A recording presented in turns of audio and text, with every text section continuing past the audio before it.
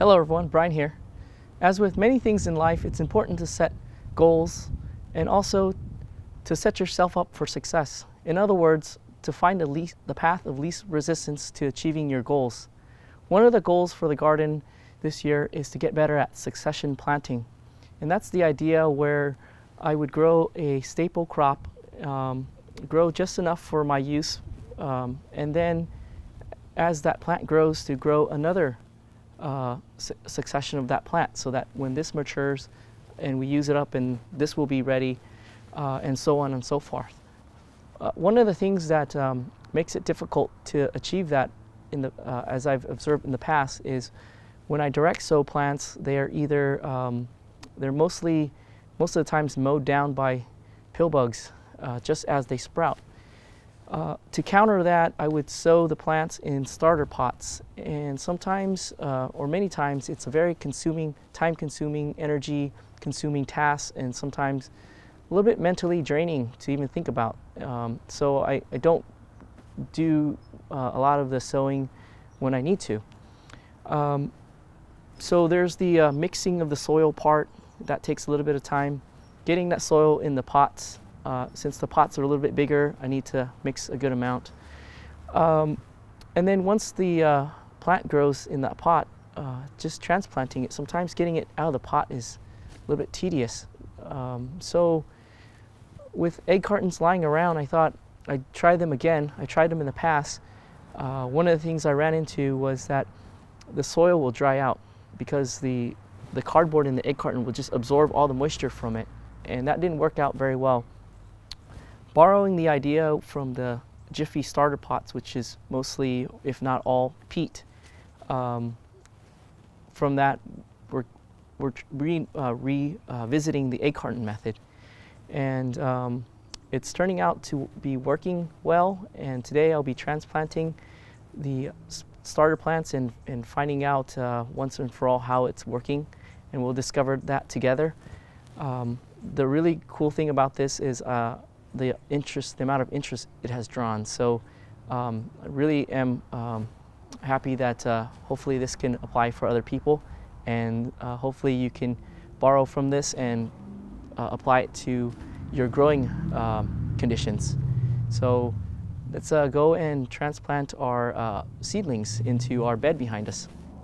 And just really quick, another goal, gardening goal, has been to create a more suitable, I guess, aesthetically suitable growing area where it's closest to the house. So these raised planters, they've replaced a bunch of discontinuous looking containers, and also we'll be practicing some of the traditional gardening methods in here, where we're going to plant them in a nice even row. So we're going to go about that. We still have work to do to replace these containers with a more uniform look, but those are just goals down the line as we are constrained by time. So on this channel we grow following different methods, from traditional to permaculture, traditional to organic to non-organic to permaculture. So this is going to be as illustrated here. This is how I normally grow, which is, because of time constraints, just plop whatever is available wherever there's space available, and we get this kind of organic, chaotic look. So chaotic, chaos, I guess that's the connotations dependent on your personality, I guess. We started a little bit over here with the parsley. We got a row there going, but with our transplants, we're going to plant them in nice even rows. So that's the other goal. Here are our plant starts from I think a week ago, and with egg cartons, once they absorb the moisture, they're going to be really malleable, and they'll tear if you handle it. This tray helps with moving the egg cartons around,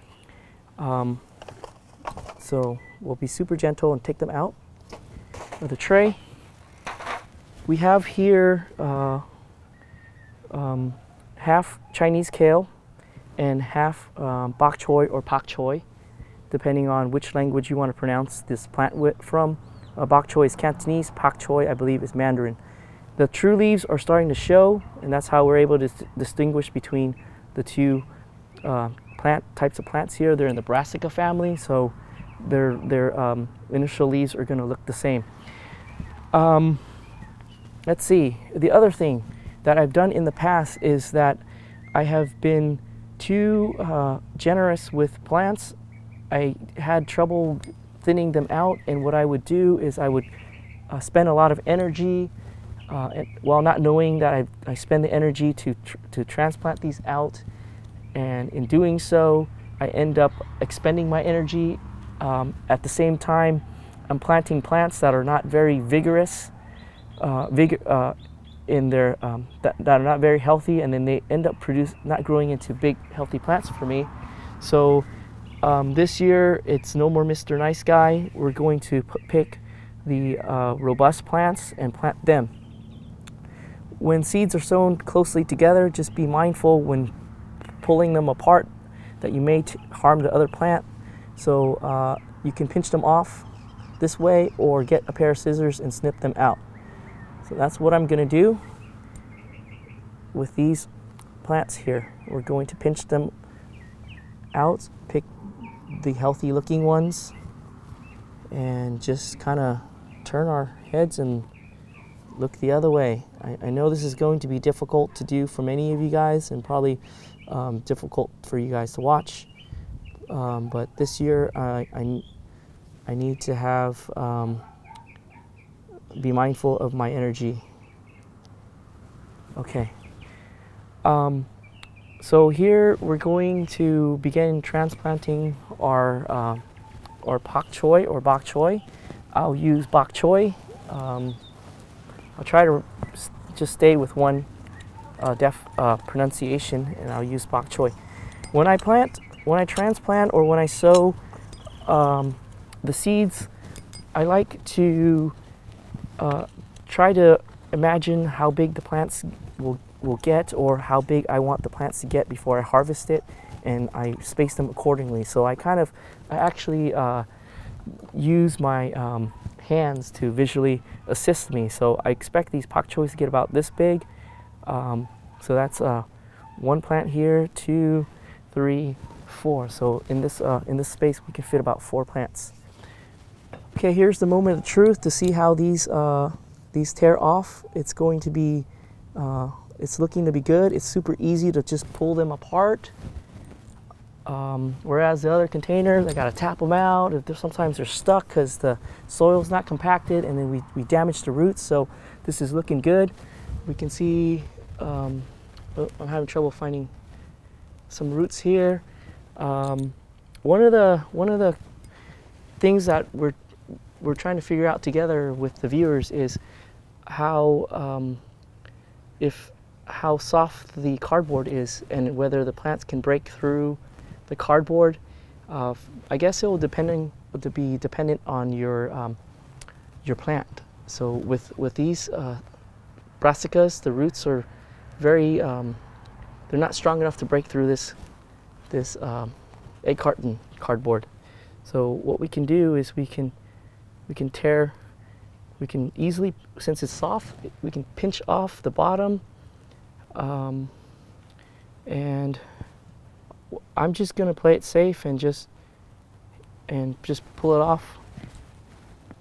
None of it stuck to the cardboard, so we're not damaging these roots, and that's how it's looking. All right.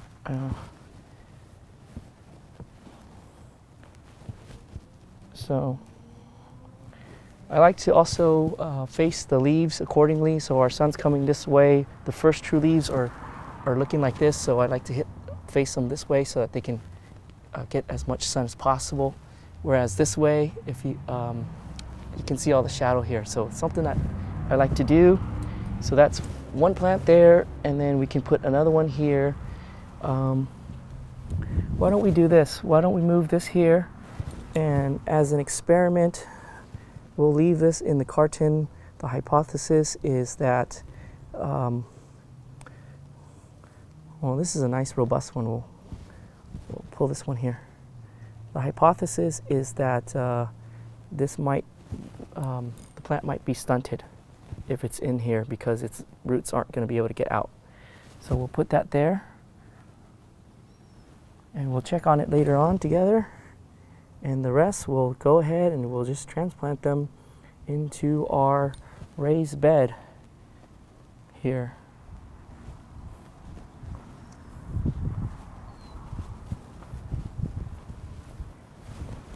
So as a recap, this is grown in peat moss, and peat moss is a inert growing medium. It doesn't hold any nutrients, so it's really important to transplant these plants out as soon as you can. After the plants came up, this has a topping of steer manure as a way to get the nutrients to them. And yeah,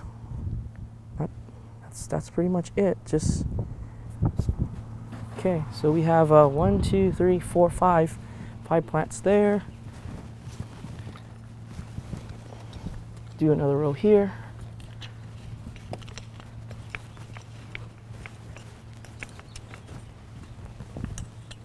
So in the back here, we're gonna put our tomatoes. So we'll just start the transplanting with the row in the front here.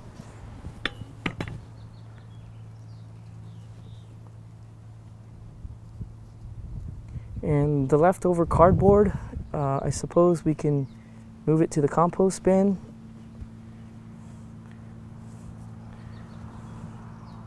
Yeah, this is turning out great. I can transplant these pretty quickly and get to reuse the egg cartons. Otherwise, they end up in the compost bin, or they're given away to friends with chickens. But look how quickly they pull apart from the egg carton. All right. Wow, it's a pretty warm day today. It's in the mid-80s, and I'm smelling smoke, so I think there might be a wildfire around here. So,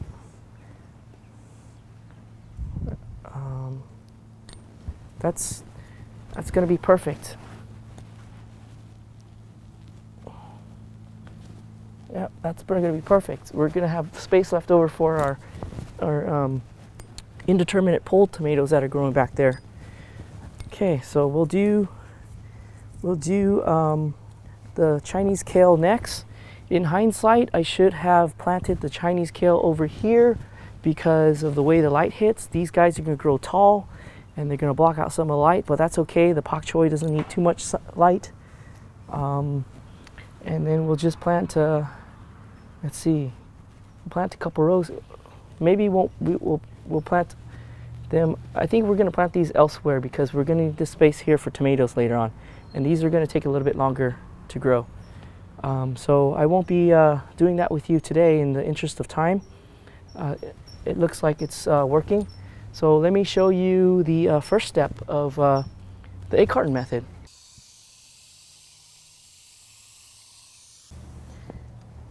Here's our spinach, by the way. They've popped up now. There's a little bit of, there's that one's a late one, and that's another late one. I don't know. I think he might need help because I noticed him kind of stuck. So let's try to give him help. And then here are the rest of our seedlings. This is a pepper that's coming out. They like 80+ degree temperatures. So they're starting to come out now because of the warm weather. I know, brava Luca, you said to put a cinder block and some plywood to keep this elevated from slugs and stuff, but I really didn't get a chance to do that, and something came and mowed down one of our hemo pepper sprouts, and there's another sprout coming up.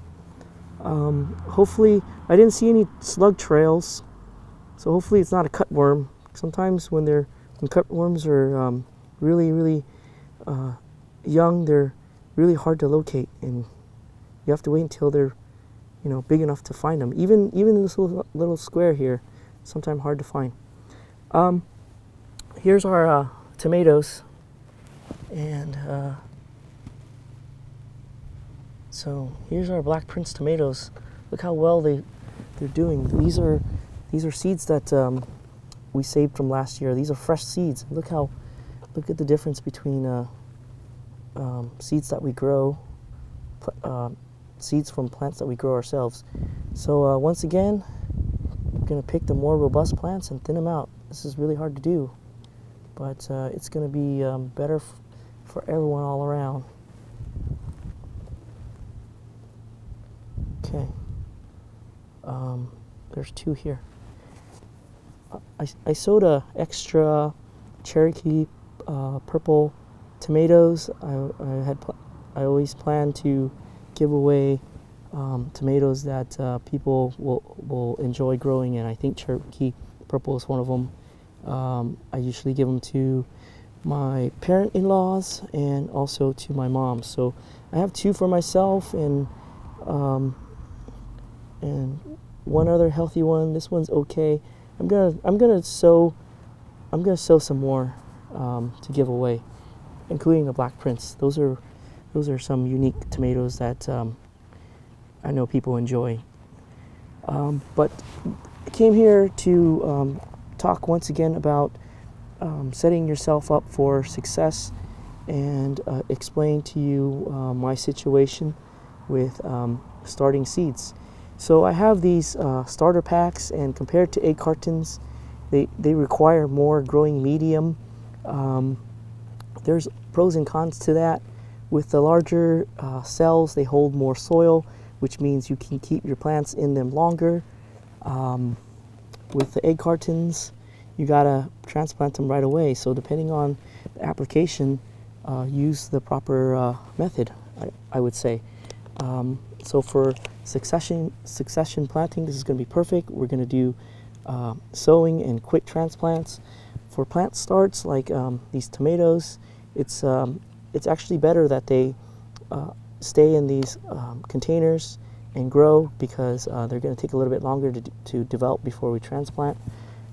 So in these types of scenarios, I like to mix my own soil, but that also is kind of time consuming, because my mix includes having to go to the yard and harvesting some clay, and then from the clay, since the plants have to stay in the container for a little bit longer, we have to add stuff that has nutrients in them, so that the plants can live off of it, including compost and also peat moss, so that the clay is nice and airy. So I mix it in this this seed table that I had gotten one year for Christmas from my wife, and so that's something that is part of the equation, is mixing the seed, the soil, and then filling up the pots. And for succession planting, that's going to be somewhat time consuming and effortful, and so it's working out great that we're using egg cartons. I'll show you how quickly we can do the egg cartons. So with the egg carton, just tear off the top like this. You don't have to worry about drainage holes, because the cardboard is going to be permeable to moisture, and I just take it to where my peat moss is and just fill it up real fast.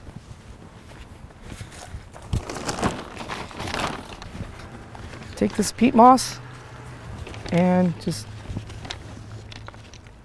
fill this just up with it, and then I just tamp it down, pack it in as tightly as you can get it. It's very loose material. Your seeds aren't going to have problems poking out of it.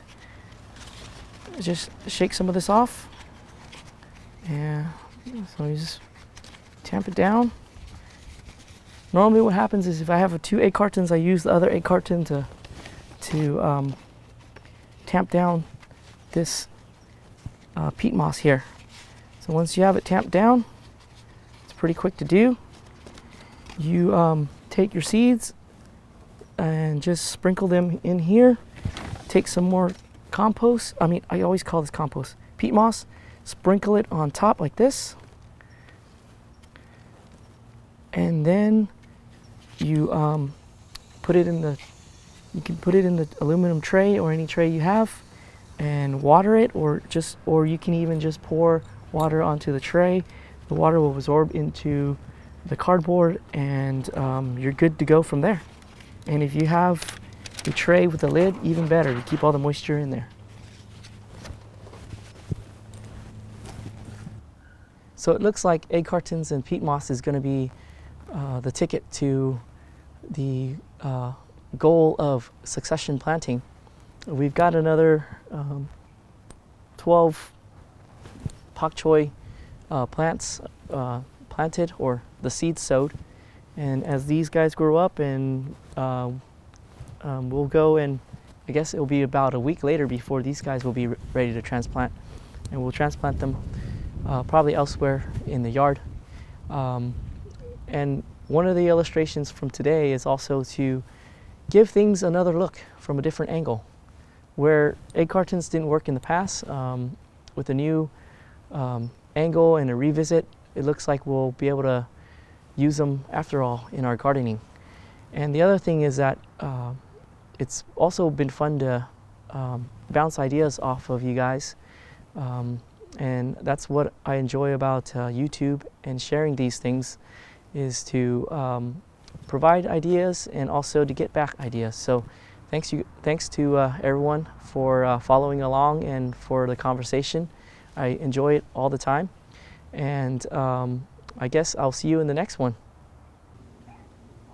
This is our tiger fig that we transplanted into the ground last year. I was surprised to find that it's already forming figs. Pretty cool. We'll keep you guys updated.